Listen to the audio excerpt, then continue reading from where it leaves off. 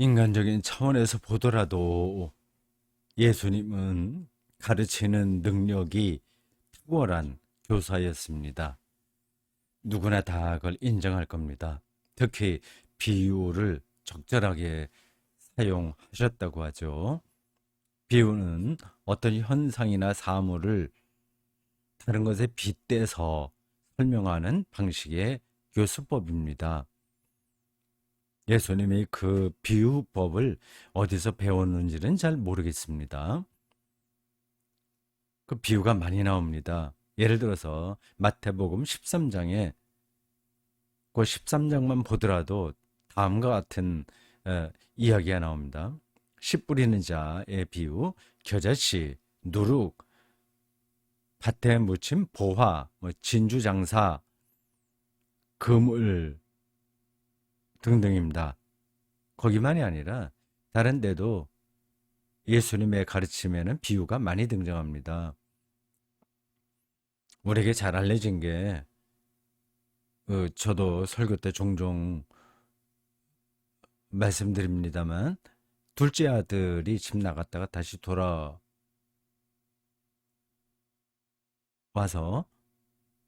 왔을 때 아버지가 잔치를 베푼다는 이야기. 100마리 양이 있었는데 한 마리가 길을 잃었을 때 그 99마리를 두고 한 마리를 찾아 나서는 목자 그런 비유 등등입니다. 비유는 주로 하늘나라를 주제로 합니다. 오늘 설교 본문에도 비유가 나와요. 36절은 이렇습니다. 너희는 마치 그 주인이 혼인집에서 돌아와 문을 두드리면 그 열어주려고 기다리는 사람과 같이 되라. 이 한 구절만으로도 이 비유가 그림처럼 선명하게 다가옵니다. 고대 이스라엘에서는 주로 밤에 혼인 예식이 거행되었다고 합니다. 당시에는 시간 개념도 정확하지 않았고요.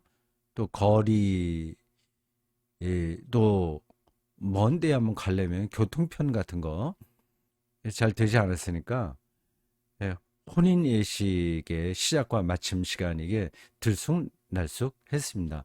하객으로 참석했던 주인이 좀 떨어진 곳이겠죠. 그 멀리 잔치집에 하객으로 갔다가 주인이 돌아오는데 언제 돌아올지 모르거든요. 문을 열어줘야 되는데 그때 집 종들은 그 밤새 졸지 않고 기다려야 됩니다. 이 비유가 그 뒤로 이어집니다. 주인이 돌아왔어요. 종들이 졸음을 참지 못해서 잠들 수도 있긴 합니다. 그걸 보고 좀 인색한 주인이라면 화를 내겠죠. 이 비유에서는 종들이 잠들었을 때 어떻게 되냐? 그 주인이 얼마나 인색하게 혼을 내냐? 그거는 별로 중요하지 않습니다. 종들이 깨어 있을 때 벌어지는 놀라운 이야기예요. 그 깨어 있지 않으면 어떻게 되냐? 그거는 그것에 대해서는 이 비유가 아무 말도 하지 않습니다. 깨어 있을 때 일어났던 좋은 일들의 반대를 생각하면 되겠죠. 뭐 형벌을 받는다라기보다 좋은 일을 경험하지 못하는 것 자체가 형벌입니다. 37절에 따르면 주인이 띠를 띠고 종들을 자리에 잘 앉히고 수종들었다고 합니다. 수종든다는 말은 발을 씻어준다는 거거든요. 이런 일은 원래 종이 주인에게 하는 겁니다. 그 당시 실제로 종의 발을 씻기는 주인은 없었습니다. 그 일상에서 가능하지 않은 일이 벌어질 정도로 종들에게 복된 일이, 즉 좋은 일이 벌어진다는 사실을 비유적으로 예수님께서 말씀하신 거예요. 복이 있으리라는 표현이 37절과 38절에 반복됩니다. 깨어 있으면 복이 있다. 그 얘기죠. 이런 정도 이야기만 들어도 어떤 뜻인지 대충 우리가 짐작할 수 있어요. 어떤 분들은 뭐 좀 막연하다 이렇게 생각할 수도 있습니다. 누가복음 공동체는 이 비유에 나오는 종들이 바로 자신들을 가리킨다고 생각을 했습니다. 초기 그리스도교를 재림 공동체라고 부르는 이유도 여기에 있습니다. 그들은 십자가에 처형당하고 부활하시어 하늘에 오르신 예수님이 다시 오신다 믿었습니다. 예수의 재림을 믿었습니다. 2000년 동안 그리스도교는 그 사건을 신앙의 출발점으로 삼습니다. 교회력이 대림절로 시작하는 이유도 거기에 있는 겁니다.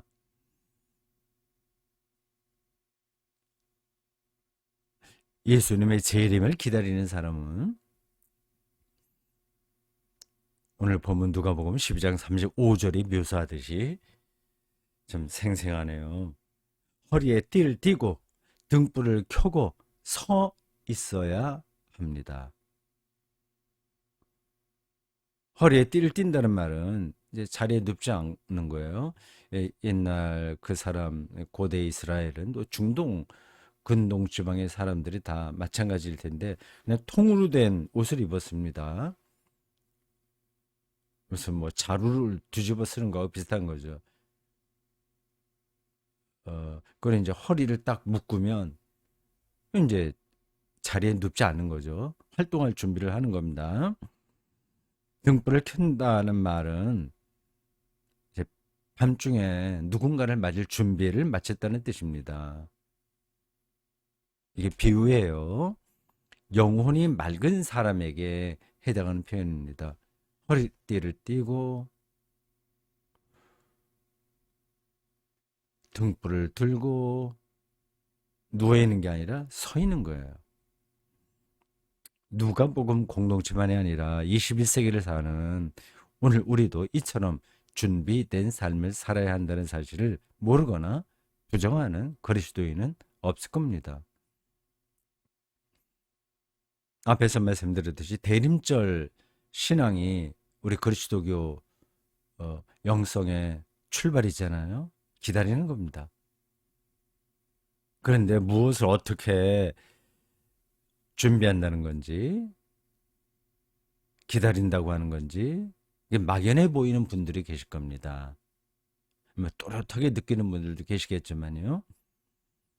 좀 막연하게 느끼는 분들에게 제가 일종의 영적인 가이드 역할을 하고 싶어서 오늘 설교자로 나섰습니다.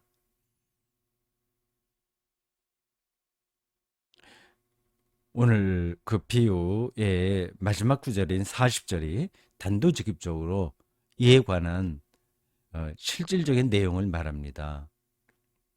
이렇습니다. 그러므로 너희도 준비하고 있으라. 생각하지 않은 때에 인자가 오리라 하시니라. 40절은 요절이니까 외워두시면 좋습니다. 아니면 여러분 스마트폰에 이렇게 메모하는 기능도 있죠. 그걸 써놓고 뭐 성경 찾으면 되니까 그걸 몇 번 읽고 또 어떻게 해야 될까요? 또 기도의 제목을 삼아도 좋을 것 같습니다. 이 40절에서 인자라는 단어가 아주 낯섭니다. 이 단어는 우리의 일상생활에서 잘 쓰이지 않습니다. 인자 하면 뭐 인자무적을 가리키나? 그런 생각이 날지도 모르겠습니다. 인자무적, 그 착한 사람은, 어진 사람은 적이 없다 그런 뜻이잖아요. 동양의 가르침이에요. 어디서 나오나? 하여튼 우리가 인자무적이라는 말은 아주 잘 알고 있고 또 쓰기도 합니다. 헬라어 호 히오스 투 안트로프, 안트로프는 안트로포스, 인간이라는 단어의 이격이에요. 뭐 1격, 2격, 3격, 4격 이렇게 그 어, 헬라어 명사에 격변어가 있어요. 그래서 조금 까다롭습니다. 호피우스 아들, 투 이건 정관사의 이격이에요. 뭐뭐에 이게 인간의 아들, 사람의 아들이라는 뜻입니다. 호피우스 투 안토르프, 여기 이제 헬라어 성경에 나오는 원어거든요. 사람의 아들 이렇게 번역을 해야 됩니다. 그런데 이걸 한자로 인자, 사람 인자에다가 아들 자자, 놈 자자가 아니라 아들 자자 이렇게 번역한 거예요. 상당히 어색한 번역입니다. 사람이 아들로, 사람이 아들이라고 번역을 하면 예수님의 신성이 좀 약화되는 거 아닌가, 손상되는 거 아닌가 하는 그 염려를 우리말 성경 번역자들이 그 한 것 같습니다. 그렇게 하지 않아도 되는데 음, 염려해서 좀 독자들이 그거를 이해하든지 못하든지 그냥 그럴듯하게 좀 보이려고 인자로 번역했나 하는 생각이 들 정도예요. 설마 그렇게 하지는 않았겠죠. 어쨌든 우리가 이 본문을 정확하게 이해하려면 우선 이 인자 개념, 호피어스 투 안트로프, 이것의 기본 개념이 무엇인가를 알아야 됩니다. 그냥 우리말로 인자가 오리라 이렇게 이제 듣기만 해갖고는 무슨 뜻인지 정확하게 알기 힘들죠. 인자, 사람의 아들이라는 뜻이에요. 인자는 구약 묵시사상에서 나온 개념입니다. 아포칼립틱스라고 하는 묵시사상 혹은 묵시록, 묵시문학이라고 합니다. 아, 이걸 또 묵시사상이 뭐냐는 그런 데까지 설명을 좀 하긴 힘들겠죠. 이 시간에요. 설교 시간에 뭐 신학 해설을 다 하긴 힘들어요. 대충 여러분들이 그 요한계시록, 구약의 에스겔, 뭐 다니엘, 뭐 그 등등을 생각하시면 되겠습니다. 어떤 그 학파예요. 그 거기서 나온 개념인데 세상 마지막 때에 나타날 심판자를 가리킵니다. 여기서 세상 마지막이라는 거하고 심판이라고 하는 게 키워드 핵심 개념이에요. 이, 이 인자 개념은 바벨론 포로 사건을 배경으로 합니다. 모든 성경 내용과 그 사상, 그 개념들은 역사를 배경으로 합니다. 그냥 하늘에서 뭐 뜬금없이 떨어진 건 하나도 없어요. 역사적 상황 가운데서 나온 어, 그 신앙 경험이 그렇게 어, 전문적인 용어로, 인자가 전문적인 용어잖아요. 그렇게 자리를 잡은 겁니다. 바벨론 포로 사건을 배경으로 하는 거예요. 바벨론에 의해서 고대 이스라엘은 명맥이 끊어졌습니다. 587년이에요. 기원전 587년. 그보다도 이미 140여 년 전에 아시리에 의해서 북이스라엘, 남유다와 북이스라엘이 멸망하고 근근히 명맥을 이어가는 그 남유다가 어, 다윗 왕조의 정통성이 있는 나라인데 완전히 파멸한 겁니다. 참담한 상황입니다. 고대 이스라엘이 볼 때 바벨론은 악의 상징이었어요. 그냥 보통 악이 아니라 어떻게 맞서볼 수 없는 악입니다. 요한계시록에서 나오는 그 마녀, 사탄, 이 바벨론 어, 가리킵니다. 물론 로마 요한계시록은 로마인데 그 뿌리는 이제 바벨론이라고 할 수 있어요.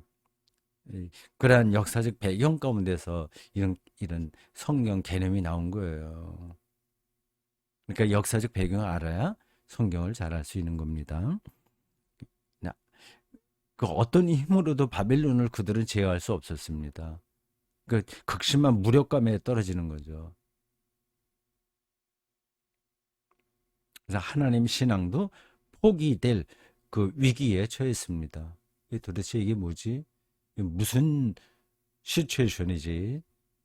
하나님의 백성이 저 이방인에 의해서 이렇게 완전히 멸망당한다는 게 말이 돼? 그런 생각을 하는 겁니다.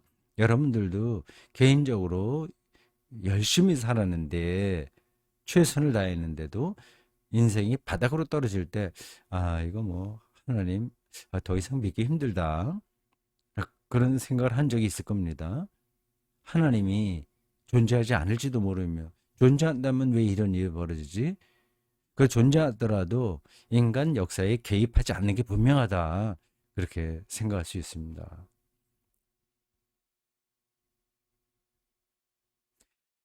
하나님의 백성인 고대 이스라엘은 달랐습니다.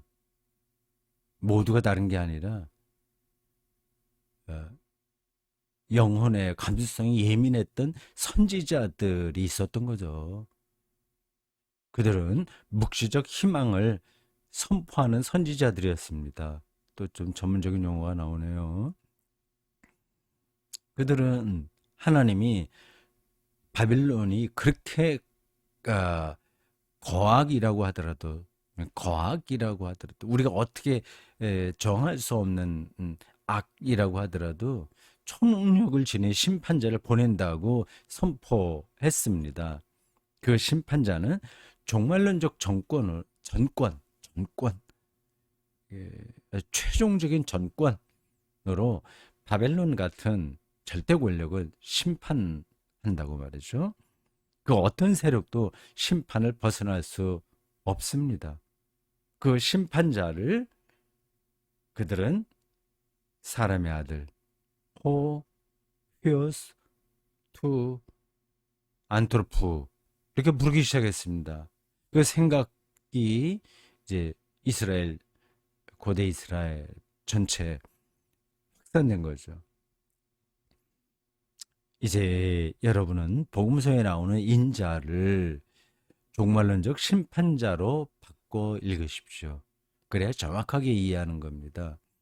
예수 제자들과 초기 그리스도인들은 예수 그리스도를 통해서 종말론적 생명을 얻는다고 믿었기에 과감하게 예수님을 인자라고도 불렀습니다.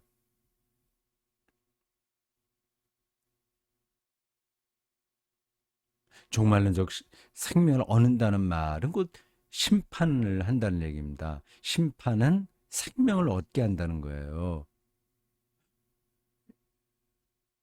심판이라고 해서 뭘 다 때려 부시고 악을 징벌하고 뭐 막 그 뭐 지옥에 보낼 놈들 보내고 뭐 그런 어, 어, 어, 그림으로 생각해서 두려워하잖아요. 여러분, 심판은 두려워할 게 아니라 기뻐해야 될 일입니다. 설교 뒷부분에 제가 말씀드리겠습니다만 심판이 없으면 특히 종말론적 심판, 묵시적 그 관점에 의한 그 종말론적 심판이 없다면 우리는 그 어디에서도 희망을 찾을 수가 없습니다.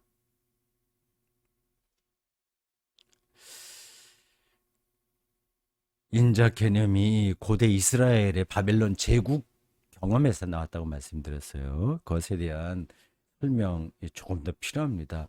세계 고대 사회에도 나오는 바벨론 제국은 뭐 전기 후기, 중기 후기 이렇게 나뉘더라고요. 당시에 패권 국가였습니다. 이 패권이에요. 그들 스스로 정의였습니다. 자신이 정의예요. 그들은 세상을 지배하고 심판했습니다. 그래서 다른 나라와 다른 사람들은 생존하려면 바빌론 제국의 말을 들어야만 했습니다. 바빌론의 법을 지켜야 되고 그들의 국가 이데올로기를 따라야 합니다. 그런데요, 그렇게 잘 나가던 바벨론이 페르시아에 의해서 멸망할 줄을 누가 알았겠습니까? 성경은 모든 국가, 모든 체제, 모든 인간 문명이 하나님의 심판 아래 놓였다고 말합니다. 지난 인류 역사에서 심판받지 않은 국가는 없습니다. 우리 대한민국도 심판받을 겁니다.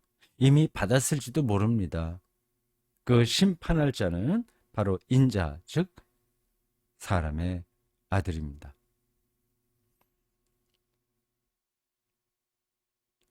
이 하나님의 종말론적 심판 혹은 묵시적 심판을 뭐 국제정치, 뭐 제국과 제국 뭐 이런 쪽으로만 생각하지 마십시오.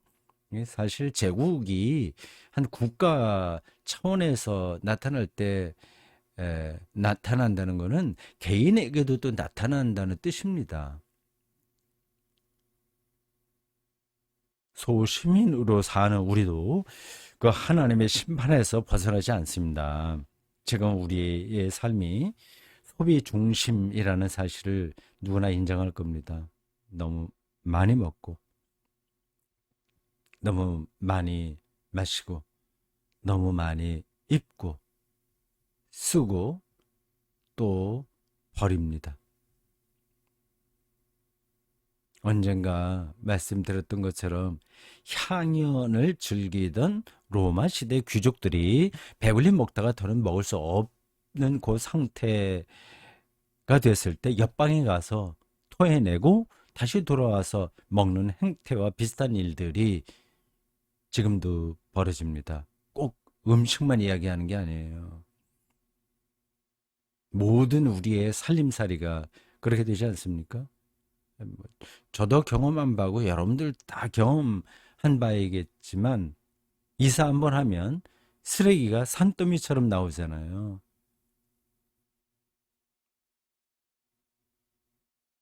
급기야 이제 인간은 자기가 속한 자연까지 잡아먹을 태세입니다.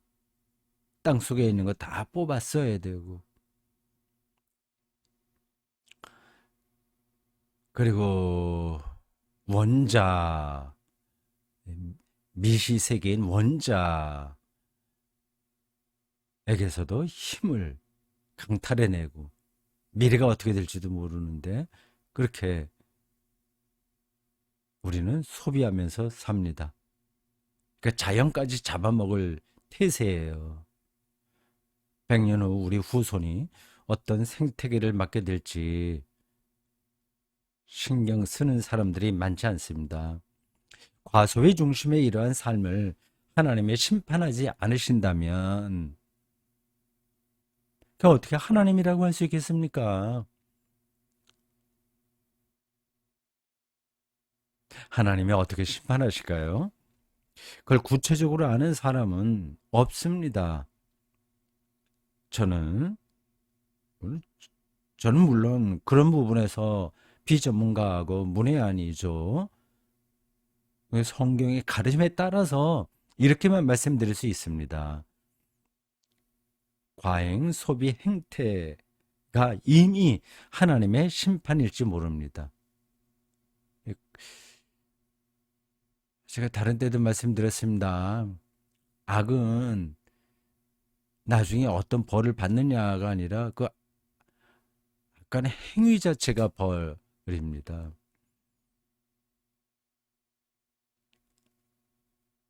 과잉 소비라는 건 영혼의 만족이 없다는 뜻 아닙니까?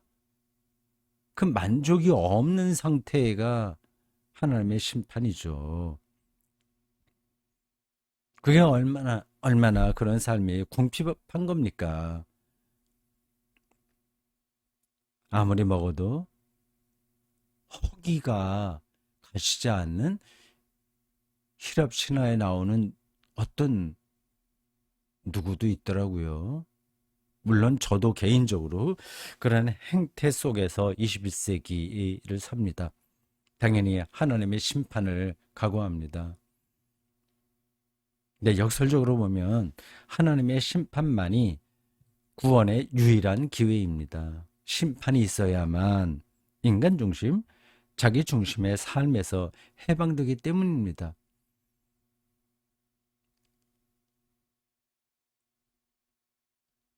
거꾸로 심판이 없는 세상이야말로 사람들은 그걸 그리워할 텐데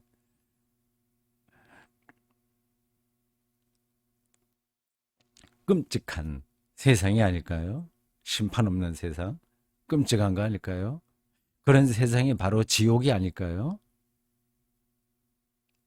이런 점에서 종말론적 심판자인 인자가 오리라라는 이 말씀이야말로 복음입니다. 그래서 오늘 본문에서 복되다는 얘기가 반복되잖아요. 그분이 오지 않는다면 우리는 돌아설 수 없으니 어떻게 지금까지의 우리 삶이 자리를 잡기 힘든 거죠. 바른 길을 가기 힘든 거죠. 그냥 좋은 게 좋지. 그냥 잘 모르겠어. 그냥 이렇게 다른 사람들도 다 사니까 뭐 이게 인생인가 보지. 이렇게 살잖아요. 끔찍한 일이죠.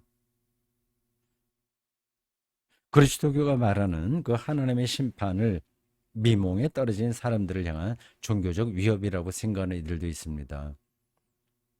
기독교 비판가들이 그런 이야기 벌써 오래전서부터 많이 했습니다.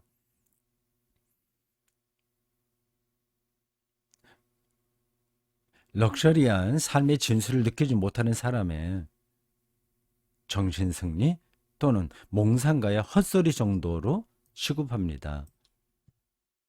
우리가 사는 세상에 돌아가는 원리만 보면 그들의 생각을 무조건 잘못이다, 오해하는 거다 이렇게 말할 수도 없어요. 그런 말들이 이해가 갑니다. 악인들이 늘 심판받는 게 아닙니다. 법망만 피하면 온갖 특혜는 다 누리면서 인생을 즐기는 이들도 꽤나 많습니다. 그게 우리 눈에 보여요. 정직하고 착하게 사는 사람만 손해라는 그런 일종의 냉소주의도 우리에게 팽배합니다. 이런 상황에서 세상을 심판하여 구원할 인자가 오신다는 이 말은 실감하기 어려운 거죠.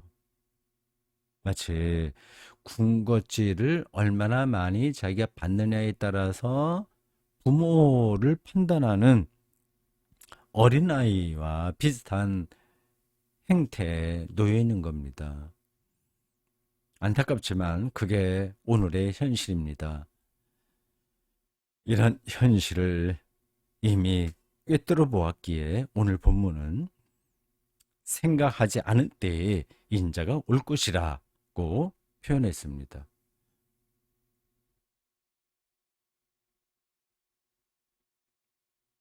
생각하지 않은 때라는 이 표현은 두 가지 사실을 함축합니다.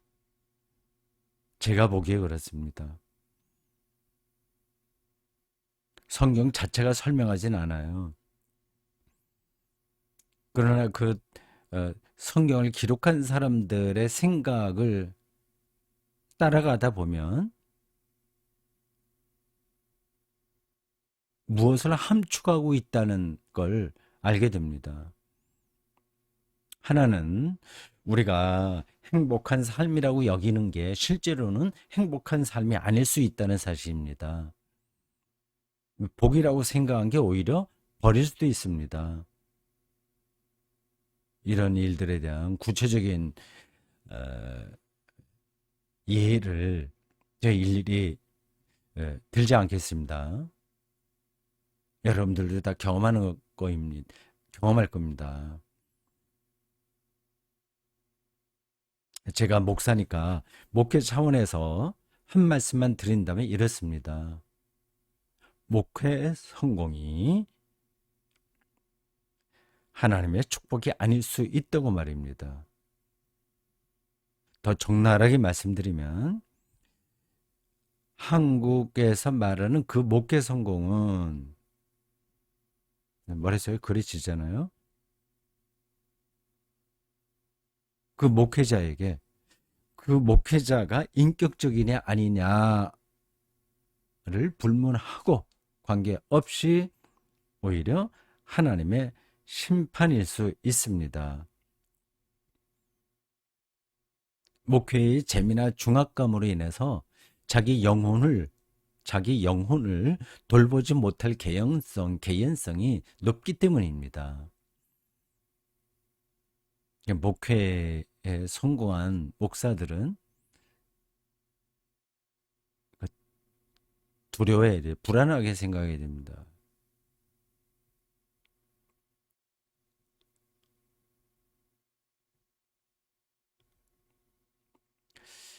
이 대목에서 더 드리고 싶은 이야기도 있는데 역시 지나가겠습니다. 여러분들이 다 이해하실 겁니다. 이건 뭐 목회자의 목회만 아니라 우리 일반 사람들의 실제 삶도 마찬가지예요. 여기저기 인기 좋다고 사람들이 좋아한다고 해서 그게 꼭 행복한 길이 아닙니다. 생각하지 않은 때에 인자가 온다는 말씀이 함축하는 또 다른 한 가지는 하나님의 심판이 이미 일어났다는 사실입니다.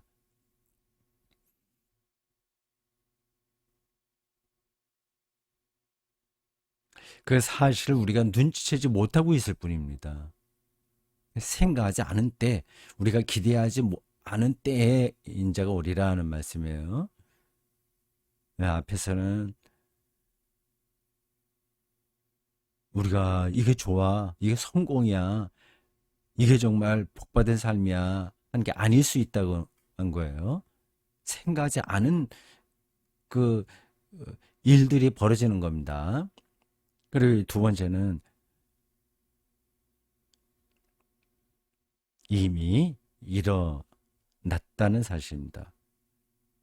예수 당시에 유대인들이 예수를 메시아로 인정하지 않았듯이 우리가 그 사실을 눈치채지 못하고 있을 뿐이에요.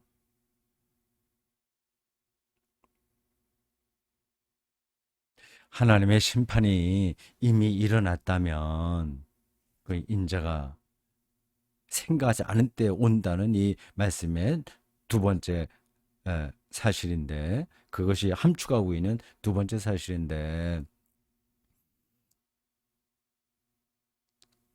그것은 이미 우리가 생명을 얻었다는 뜻입니다. 심판이 일어났다는 건 생명을 얻었다는 뜻입니다. 제가 앞에서 말씀드렸죠. 심판을 두려워하지 마시라고. 심판이 있어야 우리가 생명을 얻는다고 말입니다. 그러니까 심판은 은총이에요, 은총.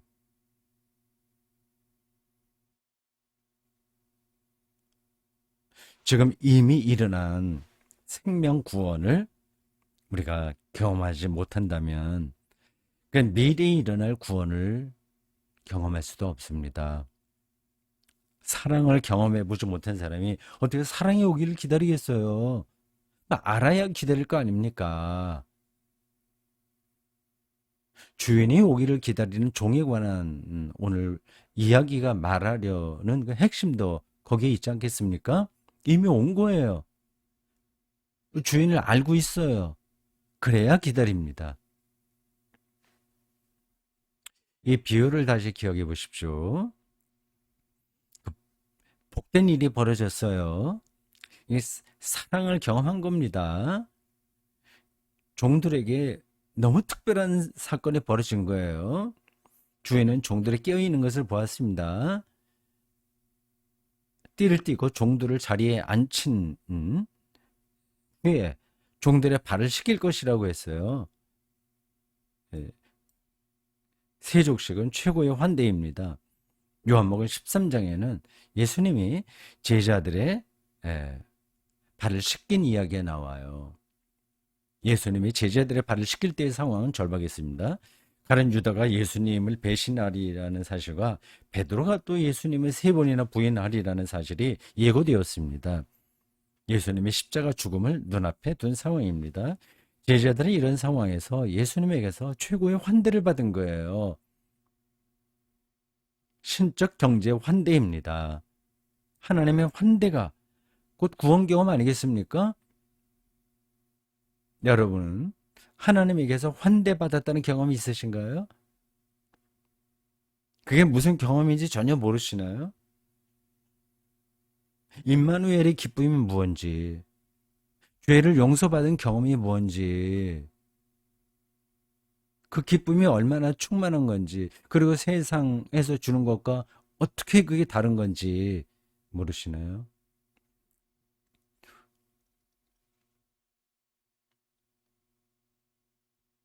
공간복음 전승에는 예수님이 제자들의 배신을 예고한 뒤에 겟세마네 동산에 가서 기도하는 내용이 나옵니다. 그 요한복음의 그 세족식과 같은 그 맥락에서 일어난 사건이에요. 그 겟세마네 그 동산에서 예수님은 인간적인 약함을 그대로 다 나타내셨습니다. 한마디로 나 죽고 싶지 않다고 말이죠. 만약 예수님이 죽음을 초연하게 받아들이셨다면 우리와 거리가 먼 분으로 생각될 겁니다. 근데 이 잔을 내게서 옮기시옵소서라고 하셨기에 우리와 가까운 분으로 생각됩니다. 무슨 말이냐? 우리가 죽는 그 자리에 그분이 함께 하신다는 뜻입니다. 이게 조금 비약되게 들리나요? 이것이야말로 가장 거룩한 환대가 아닐까요? 내가 죽는 그 자리에 예수님도 같이 힘들어 죽음의 고통 가운데 함께한다. 그 말입니다. 하나님의 사랑에 대한 경험이야말로 구원 경험이 아닐까요?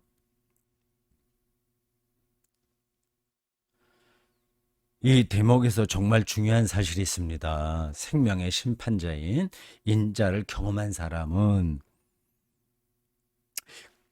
그것으로 끝나는 게 아니라 지금도 여전히 인자를 기다린다는 사실일 것입니다. 하나님을 조금이라도 맛본 사람은 벌이 꿀을 찾듯이 그 맛을 따라가지 않을 수 없습니다. 이 진리란 그런 속성이 있는 거예요. 가까이 갈수록 점점 가까이 가게 되고 아예 모르면 갈 생각도 하지 않습니다.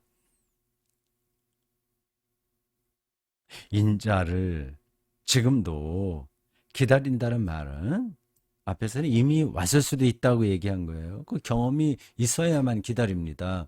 근데 지금도 기다린다는 말은 하나님의 구원이 이제 자신의 삶에서 지금 어떻게 일어나는지, 죄와 죽음에서 어떻게 해방되는지를 점점 더 갈망한다는 뜻입니다.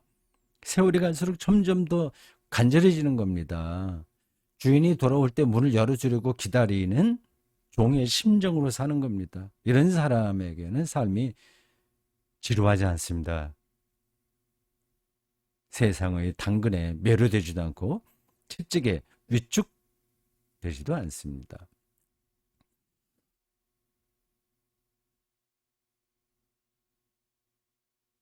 사랑하는 성도 여러분, 생명의 주인이 언제 오더라도 문을 열어 준비를 마치셨나요? 이미 문을 열어본 적이 있으신가요? 어둠 가운데서 뭔가 환한 빛을 경험하셨나요? 그 경험이 생생하여 허리에 띠를 띠고 등불을 밝히고 서 있는 사람이 되셨나요? 계속은 아니더라도 그래야 된다는 강력한 요청을 경험해 보셨나요? 조금 더 노골적으로 말씀드리면 죽음을 맞을 준비를 마치셨나요? 일상에 쫓겨서 어영부영 시간만 보내는 건 아닌가요? 어떻습니까? 기억하십시오. 생각하지 않은 때에 인자이신 예수가 다시 오십니다. 아니, 이미 여러분 곁에 오셨을지도 모릅니다. 등불을 더 밝히고 찾아보십시오. 아멘.